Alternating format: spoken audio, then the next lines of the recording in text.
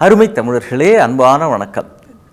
மேல் நாடுகள்லாம் sky scrapers அப்படின்னு சொல்லுவாங்க. விண்ணுயர்ந்த கட்டிடங்கள், 20 மாடி 30 மாடி 50 மாடி அம்மாடி அப்படின்னு நினைக்கிற அளவுக்கு ஏராளமான அடுக்குகள் தளங்கள் உள்ள கட்டடங்கள் இருக்கும். இப்போ சென்னையிலலாம் கூட அந்த அளவுக்கு பிரம்மாண்டமான ஒரு 25 ஃப்ளோர்ஸ் 30 ஃப்ளோர்ஸ் 50 ஃப்ளோர்ஸ் சாதாரணமாக போச்சு. இது மாதிரி ஒரு பெரிய ஸ்கை ஸ்கிராப்பரில் போகிறப்போ அந்த லிஃப்ட்டில் ஒருத்தர் 50 மாடின்னு வைங்களேன், 50வது மாடியில் தான் ஒருத்தர் இறங்கணும் அப்படின்னா அந்த மாடியில் இருக்கிறவங்கெல்லாம் சேர்ந்து நாங்கள் லிஃப்ட்டு உள்ள இருக்கிறோம், எங்களுக்கு ரொம்ப போர் அடிக்குது, அப்படியே நின்றுக்கிட்டே இருக்கிறது ரொம்ப கஷ்டமாக இருக்குது, உள்ளுக்குள்ளே ஒரு டிவி வைங்க அப்படின்னு ஒரு கோரிக்கை வைக்கிறாங்க அந்த ஸ்கை ஸ்கிராப்பரில் இருக்கிற பணியாற்றுகிறவர்கள்.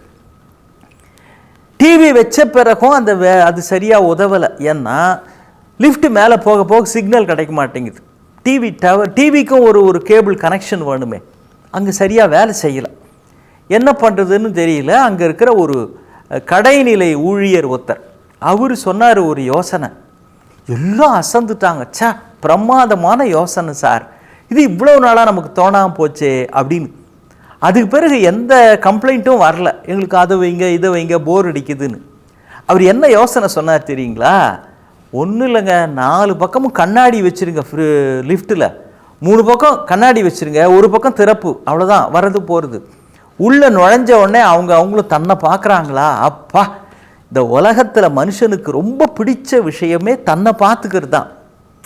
அதனால தான் சில பேர் பாருங்கள், தலை வாரிட்டு, சில பேர் என்ன எல்லாரும் தான் தலை வாரி முடிச்சுட்டு ஒழுங்காக வாரி இருக்கிறோமா அப்படின்னு தலையை அப்படி பார்ப்பாங்க. இப்படி ஒரு தடவை சாட்சி, இப்படி ஒரு தடவை சாட்சி, அப்புறம் காக்கா மாதிரி தலையை சாட்சி, ஏதாவது ஒரு ஆங்கிள்லையாவது நம்ம மூஞ்சி பார்க்குற மாதிரி இருக்குதா அப்படின்னு ஒரு சந்தேகம் உண்டு.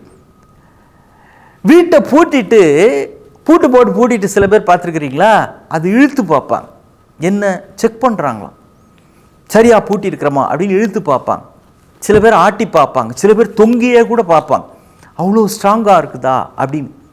நம்ம தலை வாரிட்டு ஒழுங்காக வாரினமா அப்படின்னு செக் பண்ணுறோம், பூட்டிட்டு ஒழுங்காக பூட்டினமா அப்படின்னு செக் பண்ணுறோம்.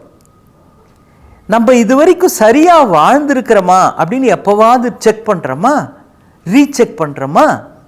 நான் வாழ்கிற வாழ்க்கை, நம்முடைய பழக்க வழக்கம், உணவு வழக்கம், நம்முடைய மனோபாவம், மற்றவங்ககிட்ட நடந்துக்கிற விதம், இதெல்லாம் அப்பப்போ ரீசெக் செய்ய வேண்டாமா? செய்யணும். அப்போ தான் மேலே மேலே மேலே வளர்ந்துக்கிட்டே போக முடியும். ஒவ்வொரு நாளும் முன்னேற்றம்ங்கிறது ஏதாவது ஒரு விஷயத்தில் இருக்கணும். அது திருவள்ளுவர் கூட பண்ணியிருக்கிறார். திருவள்ளுவர் ஏங்க ஒவ்வொரு அதிகாரத்துலேயும் 10 குறள் எழுதியிருக்கிறாரு இல்லை? வகுப்பில் ஒரு மாணவன் கேட்குறான், சார் ஏன் சார் திருவள்ளுவர் ஒவ்வொரு அதிகாரத்துலேயும் 10 திருக்குறள் எழுதினார் அப்படின்னா?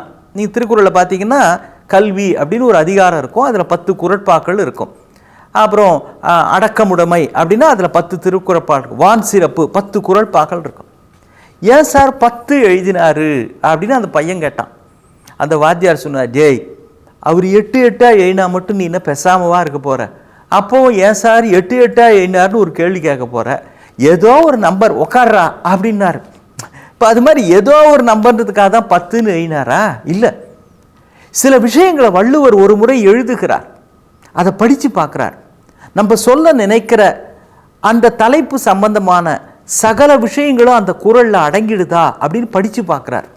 அடங்கலை. இன்னொன்று எழுதுகிறார், மறுபடி படித்து பார்க்குறார், இந்த 2ல் அடங்கிடுதா? இல்லை. 3வது எழுதுகிறார், 4வது எழுதுகிறார், 5வது எழுதுகிறார். 10 விதமாக ஒரு தலைப்பை, அடக்கமுடைமை, புகழ், துறவு, வான் சிறப்பு, கடவுள் வாழ்த்து, இப்படி ஒரு தலைப்பு பற்றிய 10 விதமான கோணங்களில் சொன்ன பிறகுதான் அவருக்கே ஒரு திருப்தி வருது. அப்போ அவரே ரீசெக் பண்ணி பார்த்துட்டு தான் எழுதியிருக்கிறார் அப்படின்னு தெரியுது. ஆனால் சில தலைப்புகளில் 10 கூட போறலை. இப்போ நட்பு அப்படின்னு ஒரு அதிகாரத்தில் பலவிதமாக எழுதுகிறார். அப்புறம் தீ நட்புன்னு ஒன்று எழுதுகிறார், அதுலேயும் திருப்தி வரல. நட்பு ஆராய்தல்னு எழுதுகிறார், அப்பவும் அவருக்கு திருப்தி வரல. ரீசெக் பண்ணி பார்த்துட்டு பழைமை அப்படின்னு ஒன்று எழுதுகிறார், அப்பவும் திருப்தி வரல. பெரியாரை துணைக்கோடல்னு எழுதுகிறார், அப்பவும் திருப்தி. அப்போ ஒரு விஷயத்தை ரீசெக் பண்ண தான் ரீகன்ஃபார்ம் பண்ணுறப்போ தான் மேலும் மேலும் மெருகு ஏறுகிறது. இதை எதற்காக சொல்லுகிறேன்னா, நம்மளை பற்றி ஏதாவது ஒரு தகவல் வருது, உங்களை பற்றி உங்கள் சக நண்பர் உங்கள் மேலதிகாரிகிட்ட போய் போட்டு கொடுத்துட்றார் அப்படின்னா, அப்படி ஒரு தகவல் நமக்கு வந்தாலே அது உண்மைதானான்னு செக் பண்ணிக்கணும். உடனே அந்த நண்பர் பேரில் ஒரு வன்மத்தையோ வெறுப்பையோ வளர்த்துக்க கூடாது. அதே மாதிரி அதிகாரிகிட்ட போய் அப்படி பேசுகிறப்போ சாமர்த்தியமாக, சரி என்னை பற்றி இப்படிலாம் கூட சொன்னதாக கேள்விப்பட்டேன் அப்படின்னு நாம் அப்படி இல்லைன்றதை அதிகாரிக்கும் தெளிவுபடுத்தி விட வேண்டும். அதை விட்டுட்டு கூட இருக்கவங்க பேரில் ஒரு வெறுப்பையோ வன்மத்தையோ கசப்பையோ வளர்த்து கொள்ளக்கூடாது. அதை ரீசெக் பண்ணிக்கணுமே தவிர ரீடிஃபைன் பண்ணுறதுக்கு அதுதான் சரியான வழி. வாழ்க்கையில் முன்னேறுவது அப்படின்றதுக்காக இதெல்லாம் சின்ன சின்ன நுட்பமான விஷயங்கள். ஏன்னா இப்போ யூடியூப்பில் பல்வேறு வகையான விஷயங்கள்லாம் வர ஆரம்பிச்சிருச்சு. என்னென்னவோ மருத்துவம் அப்படின்னா எதேதோ மருத்துவம் அப்படின்னு சொல்கிறாங்க. உங்களுக்கு தலைமுடி கொட்டுதா, உடனே படிகாரத்தை இடித்து அதில் கொஞ்சம் எலுமிச்சம்பழத்தை புழிஞ்சு தலை பூசிக்கிட்டா தலைமுடி கொட்டு நின்று போயிடுன்னு ஒரு அம்மா சொல்லுது. அது அந்த அம்மாவுக்கு நின்றுருக்குதோ இல்லையோ, இதை பார்த்துட்டு பல பெண்கள் உடனே அதை செய்கிறாங்க. தலைமுடி உடனே இன்னும் சிக்கிக்குது, இன்னும் கொட்ட ஆரம்பிச்சிடுது சில பேருக்கு. அது உண்மையிலேயே சரியான மருத்துவம் தானான்றதை உங்கள் மருத்துவத்தை போய் கேட்டுக்கலாம். அல்லது சித்த வைத்தியம் தெரிஞ்சவங்க, இயற்கை வைத்தியம் தெரிஞ்சவங்ககிட்ட அதை கன்ஃபார்ம் பண்ணிக்கணும். யூடியூப்பில் போட்டுட்ட காரணத்தினாலேயே அல்லது வாட்ஸ்அப்பில் வந்துட்டதுனாலேயே ஒரு விஷயம் உண்மை அல்ல. ஒரு அம்மா குண்டா இருக்கிற நீங்கள் ஒல்லியாக இது மாதிரி புடவை கட்டுங்க, ஒல்லியாக தெரிவிங்க அப்படின்னு கட்டியே காட்டுறாங்க.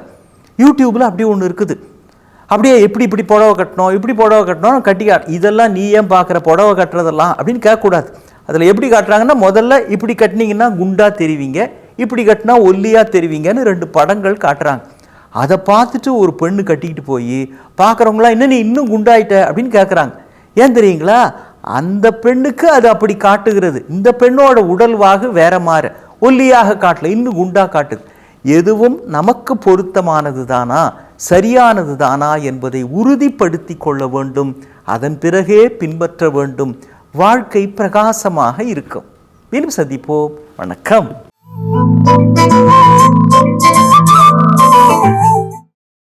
இன்னும் பல வீடியோக்களை காண சன் லைஃப் சேனலை சப்ஸ்கிரைப் பண்ணுங்க.